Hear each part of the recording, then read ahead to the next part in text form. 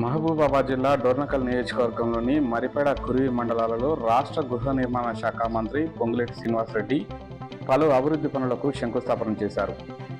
25 కోట్ల రూపాయల వ్యయంతో నిర్వహించ తలపెట్టిన అమృత్ 2 మంచినీటి పథకంతో పాటుగా 6 లక్షల రూపాయలతో ఇందిరా మహిళా శక్తి క్యాంటీన్, అభయపాలక గ్రామంలో అంగన్వాడీ సెంటర్, కురివి మండలం అయ్యగారపల్లి గ్రామ పంచాయతీలో 125 కోట్ల రూపాయలతో నిర్వహించ తలపెట్టిన ఇంటిగ్రేటెడ్ పాఠశాలకు శంకుస్థాపనలు చేశారు. అనంతరం ఏర్పాటు చేసిన సమావేశంలో మంత్రి పొంగులేటి మాట్లాడుతూ ఇందిరమ్మ రాజ్యం ఏర్పడి ఏడాది పూర్తయిందని అన్నారు.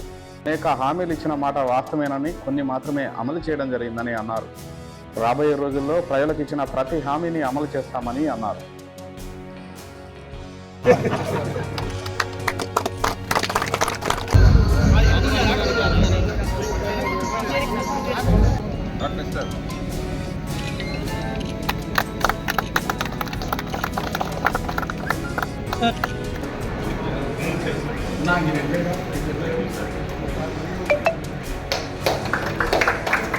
ఎప్పుడు కూడా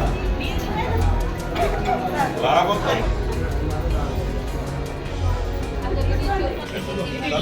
తలా ఒకటి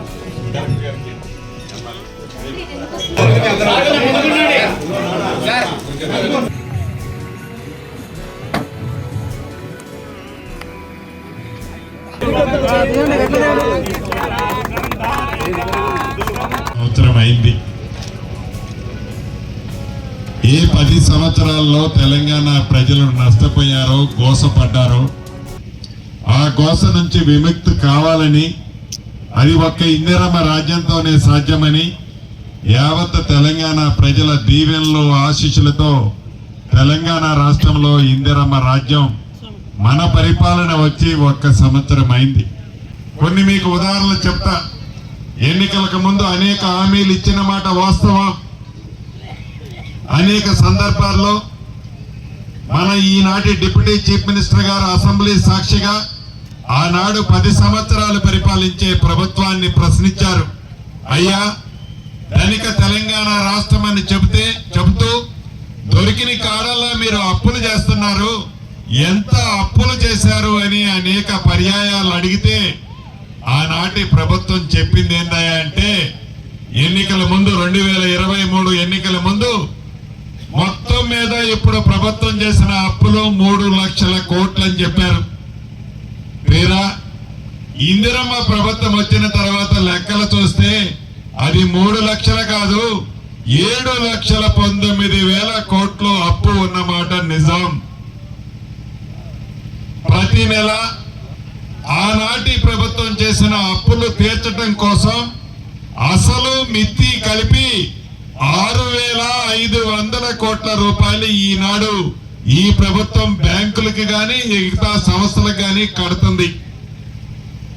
వాటితో పాటు అభివృద్ధి, సంక్షేమం 2 కళ్ళలా ఈ ముఖ్యమంత్రి, మన ముఖ్యమంత్రి రేవంత్ రెడ్డి గారి నాయకత్వంలో ఇచ్చిన ప్రతి మాటని చెయ్యాలి అని చిత్తశుద్ధితో, సొల్లు మాటలు చెప్పకుండా రైతన్నలను రాజులు చేస్తామని చెప్పి ఏ ఎన్నికలు ఉన్నాయనో ఓట్ల కోసమో రైతులకి 21,000 కోట్ల రూపాయలు రుణమాఫీ చేయలేదు.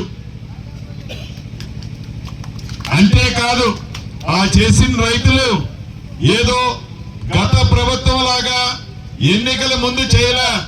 ప్రభుత్వం ఏర్పడిన మొదటి 6 నెలలు 7 నెలల్లోనే ఈ రుణమాఫీ కార్యక్రమాన్ని చేసిన ప్రభుత్వం మన ప్రభుత్వం.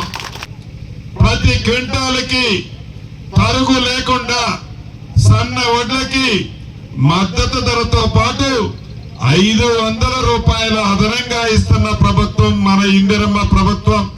ఏదైతే ఈనాడు ప్రతిపక్షం వాళ్ళు స్కూళ్లలో పిల్లలకి ఫుడ్ సరిగ్గా లేదు, ఫుడ్ పాయిజన్ అవుతుంది, కొంతమంది పిల్లలు ఇబ్బంది పడుతున్నారని రోడ్లెక్కి ప్రచారం చేస్తున్నారు. వారు 10 సంవత్సరాల అధికారంలో ఉన్నప్పుడు ఏ పిల్లల కోసమైతే మేము పోరాటం చేస్తున్నామని చెప్తున్నారు, 10 సంవత్సరాలు వారు ఎలగబెట్టినాడు. ఒక్కళ్ళకు కూడా అదనంగా 1 రూపాయి మెస్ ఛార్జీలు పెంచలా. కాస్మెటిక్ ఛార్జీలు పెంచల. ఇందిరమ్మ ప్రభుత్వంలో 40% డైట్ ఛార్జీలు పెంచడమే కాకుండా పేదోడి ఆడపిల్లలు స్కూళ్ళల్లో చదువుకుంటే కాస్మెటిక్ ఛార్జీలు సరిపోక వాళ్ళు ఇబ్బంది పడుతుంటే సముచితంగా వాళ్ళకి భరోసా ఇచ్చిన ప్రభుత్వం మన ఇందిరమ్మ ప్రభుత్వం. ఈ యంగ్ ఇండియా ఏదైతే ఇప్పుడే మనం శంకుస్థాపన చేసుకున్నాం, యంగ్ ఇండియా ఇంటిగ్రేటెడ్ స్కూల్స్ మొదటి విడతలో రాష్ట్ర వ్యాప్తంగా 28 కాన్స్టిట్యున్సీల్లో ఓపెన్ చేసుకున్నాం. రెండవ విడతలో 26